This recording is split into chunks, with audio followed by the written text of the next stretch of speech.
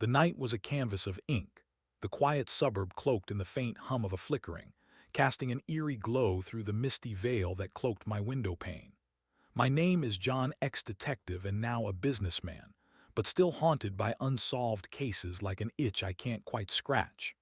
The room was a testament to a life I had once lived, a wall adorned with maps, photographs of faceless victims, and the mementos of battles fought and lost. Across town, in a dormant ivy-covered university building, Dr. Jessica Fielding, another retired detective, sat hunched over a stack of files, the dim light from her desk casting an unsettling glow on the ghostly images of victims that stared back at her. Hers was not a life-eye. Her mind held the weight of 1,000 untold stories and the knowledge that she could not save everyone. The bitterness of cold coffee stung my throat as I took another sip, my fingers clenching around the cup, a reminder of a time when I had been an active part of this world. A world where I had made choices I wasn't proud of, but choices that were necessary to bring justice. The taste lingered, bitter and unyielding, mirroring the knot in my stomach. The phone rang, jolting me from my reverie. It was a number I didn't recognize, but I answered anyway. The voice on the other end was cold, clipped, and filled with malice.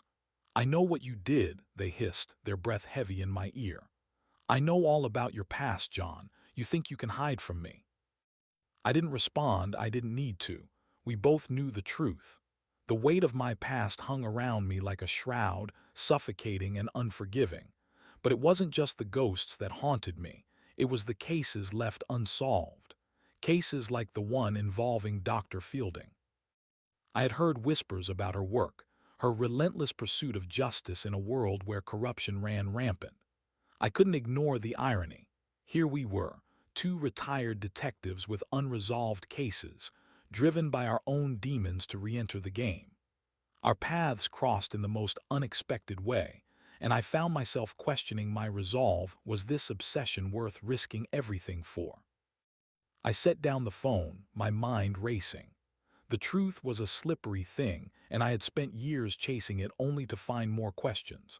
But this time, I vowed, I would not stop until justice was served. The stakes were high, but so were the rewards, redemption, perhaps, for the choices I had made in the past. As I stood there, gazing out at the night, I couldn't help but feel a flicker of hope. This wasn't just about solving a case or bringing down a criminal. It was about finding closure, for me and for those whose lives had been forever changed by these crimes. The road ahead would be long and treacherous, but I was ready to walk it. The phone rang again, snapping me back to reality. "Hello," I answered, my voice steady despite the turmoil within. "This is John," I said, the words carrying the weight of the past and the promise of a new future. "I'm looking for Jessica Fielding." The line crackled, a low hiss that reverberated through my earpiece like the echo of secrets long buried. "You found her," the voice said, its tone devoid of emotion. I felt a cold sweat break out on my forehead, but I didn't let it show. "She's at the university," the voice continued, the words carrying an unmistakable air of menace. I clenched the phone, my knuckles turning white against the cool plastic. The name they'd given me was just an alias, but I knew who Jessica Fielding really was, another soul haunted by demons past. Her eyes held a similar fire to mine, a burning desire for justice that consumed everything in its path. The university loomed before me like a fortress, its ancient stones seemingly designed to keep secrets hidden within its walls. The night had deepened since my last call, the moon casting long shadows that seemed to dance around the building's silhouette. I took a deep breath, feeling the weight of the past bearing down on me. The air inside was stale and musty, the scent of dust mixing with the lingering aroma of ink and parchment. My footsteps echoed through the empty halls as I made my way to Jessica's office. The door was ajar, a faint light spilling out onto the carpeted floor. I pushed the door open, the sound of my own heart pounding in my ears drowning out everything else. Jessica sat at her desk, her eyes wide with surprise but not fear. She knew who I was, we both did. Our shared past hung between us like a tangible barrier. "John," she breathed, her voice barely more than a whisper, "what are you doing here?" I stepped into the room, closing the door behind me. The air seemed to grow thicker, the weight of our unspoken words pressing down on us both. "I need your help," I said, my voice raw and shaking. "We have a common enemy, Jess. Someone who's been hiding in plain sight." Jessica leaned back in her chair, her expression thoughtful. "And you think I can help you find him?" she asked, the bitter taste of doubt coating her words. I nodded, my resolve hardening. "I know you can," I said fiercely. "We both have something to prove, let's do it together." Jessica hesitated for a moment longer before nodding slowly. "All right," she said, her voice barely more than a whisper. "Let's find out who's been hiding in the shadows." The following days were a blur of late-night meetings, covert phone calls, and clandestine rendezvous. Our investigation took us deep into the underbelly of the city, a world where the line between right and wrong was blurred beyond recognition. We followed leads, questioned suspects, and uncovered truths that would shake the very foundations of our society. Our relationship grew more complex with each passing day, fueled by shared secrets, mutual respect, and an unspoken attraction. But as we closed in on our target, the danger grew exponentially. We were being watched closely. The stakes had never been higher, and I couldn't shake the feeling that someone was playing us. One night, as we sat huddled over maps and files in Jessica's office, the phone rang. It was a number neither of us recognized, but the tone was unmistakable. "You think you can hide?" The voice hissed into the receiver, the words dripping with malice. "I know where she lives." Jessica gasped, her eyes wide with fear. "No," she whispered, her voice shaking. "Please don't hurt her." The line went dead, leaving us both in stunned silence. I clenched my fists, my anger and fear battling for control. I knew that if we didn't act fast, Jessica would be in grave danger. We had to find this monster before it was too late for her, for me, and for the countless others who had been touched by their twisted hands. As I stared into the darkness, I felt a flicker of hope. This wasn't just about solving a case or bringing down a criminal. It was about saving a friend and finding redemption for our pasts. The road ahead would be long and treacherous, but I knew we were ready to walk it together. I turned to Jessica, my voice steady despite the turmoil within. "We have to go," I said, my words carrying the weight of the past and the promise of a new future. "We can't let them hurt her." Jessica nodded, her eyes filled with determination. Together, we stood up, our hearts beating in sync as we faced the darkness head-on. The stakes had never been higher, but we were ready to do whatever it took to bring justice for each other and for the countless souls that had been lost along the way. The night had taken on an unsettling cast, the shadows dancing menacingly along the cobblestone streets as we hurried through the city's labyrinthine underbelly. The weight of our past hung heavy around us like a shroud, the stench of decay and corruption permeating the air. Jessica's hand clutched mine, her grip tightening with each step forward. I could feel the tension building within her, her mind racing as we delved deeper into this twisted game. We had uncovered a web of deceit and betrayal that seemed to stretch from the highest echelons of society down to the darkest corners of the city. Our target was elusive, a shadowy figure who pulled strings from behind the scenes, manipulating events for their own nefarious purposes.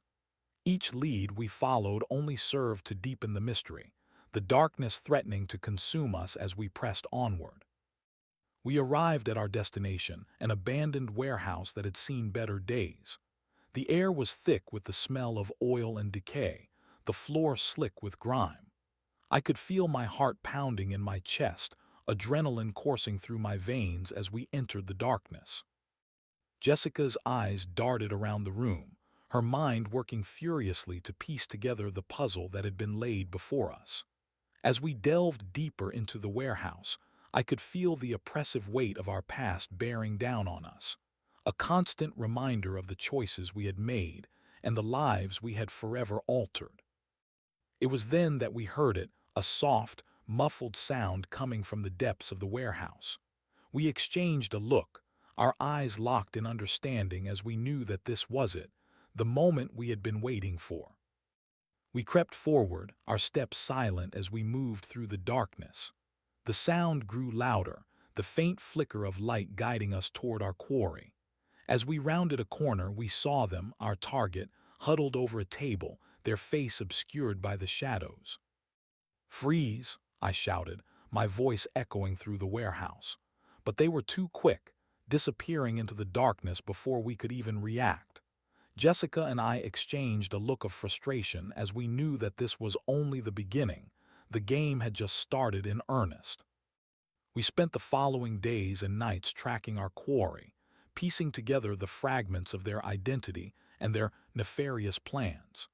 The trail led us to places we never thought we would go, forcing us to confront our own demons along the way.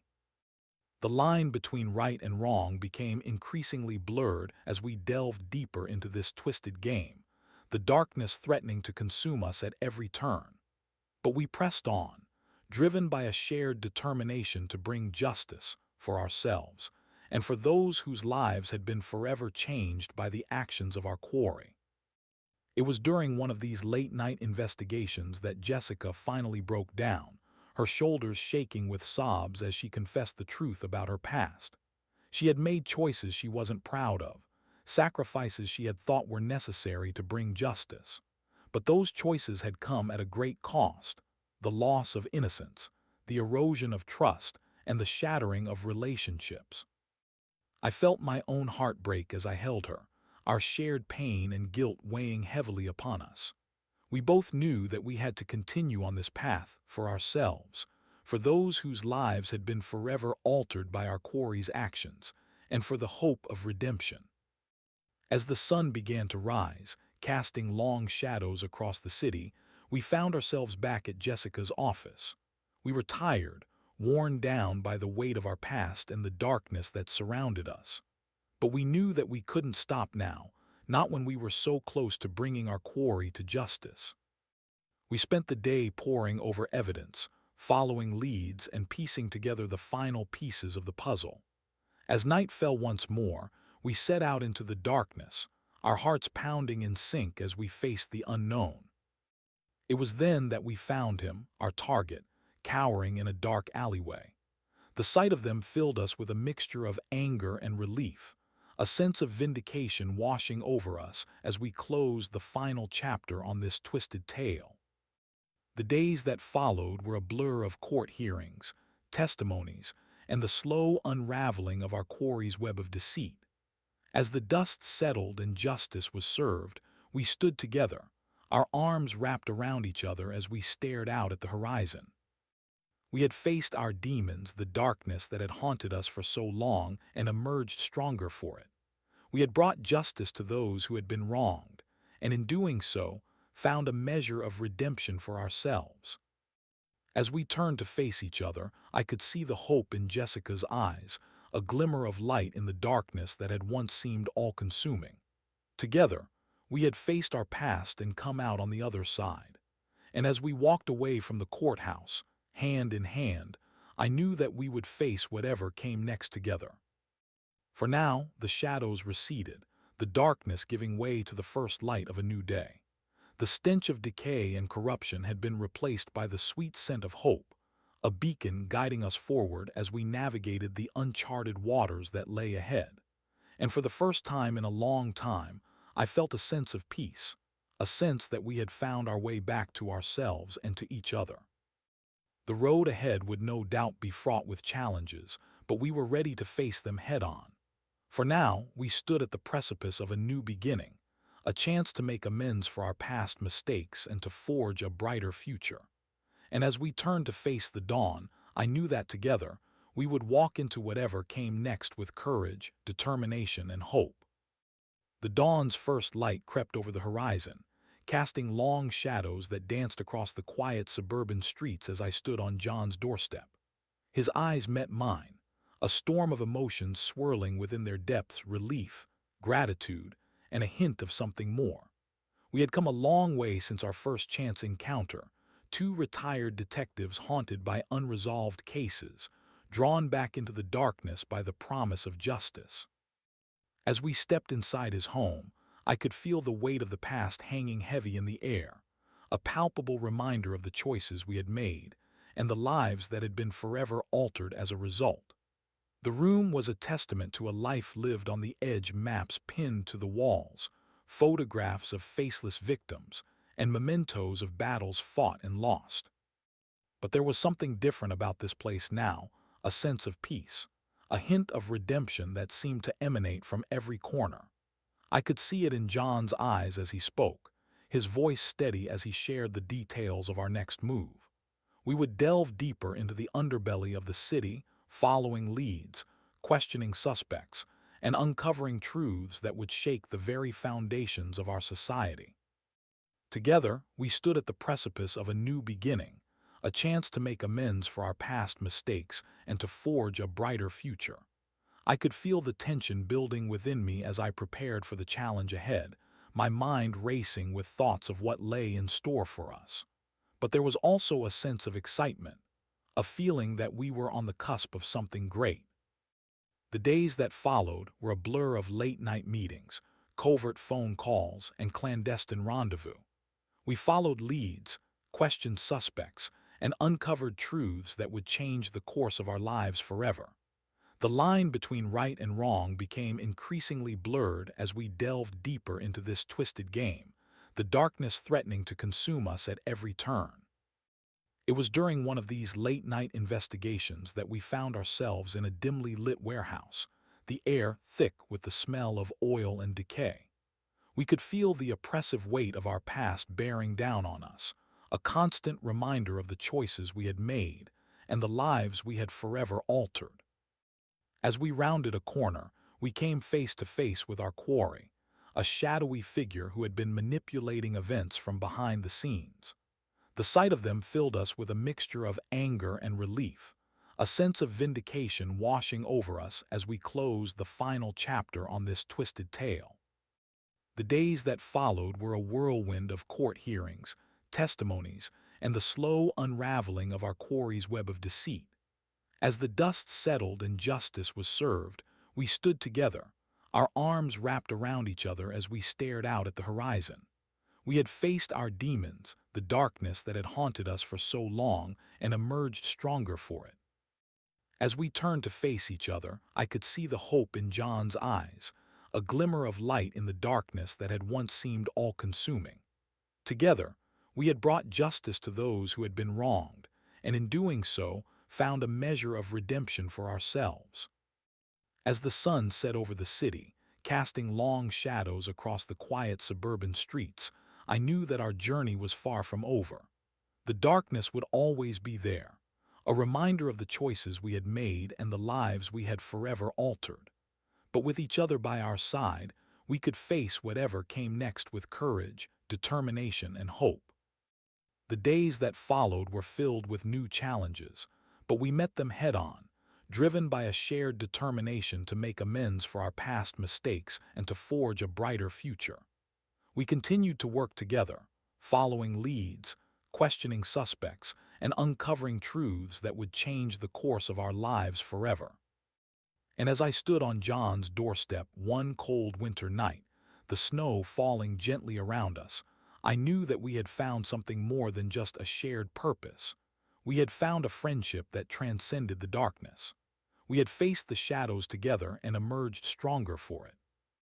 As I turned to leave, my heart heavy with emotion, I couldn't help but feel a sense of gratitude, not just for the justice we had brought, but for the hope we had found in each other. The darkness would always be there, but as long as we stood together, we could face it head-on, armed with courage, determination, and hope.